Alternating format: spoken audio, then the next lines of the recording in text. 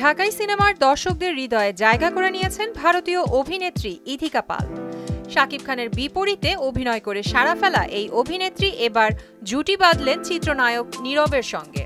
তবে এবার কোনো চলচ্চিত্রে নয়, তাদের দেখা গেল একটি বিজ্ঞাপন চিত্রে। পরিচালক অনন্য মামুনের পরিচালনায় আফগানিস্তানের একটি কোমল পানীয়ের বিজ্ঞাপনে হাজির হয়েছেন এই জুটি। বিজ্ঞাপনটি সম্প্রতি প্রকাশ পেয়েছে, যা এরই মধ্যে নেট দুনিয়ায় বেশ সাড়া ফেলেছে।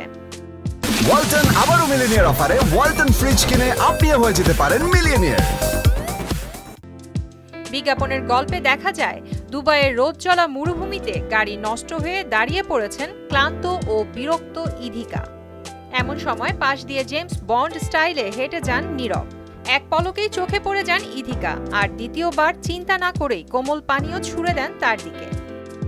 পানীয় পান করতেই তপ্ত মরুভূমিতে বইতে শুরু করে প্রশান্তির বাতাস। দুজনের মাঝে তৈরি হয় এক রোমান্টিক মুহূর্ত।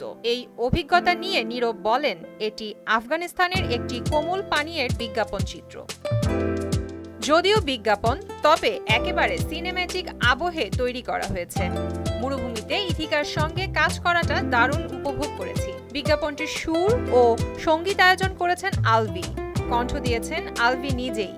সঙ্গে আছেন জনপ্রিয় কণ্ঠশিল্পী সিথি, প্রিয়াঙ্কা নিতু, মোহনা ডিজিটাল।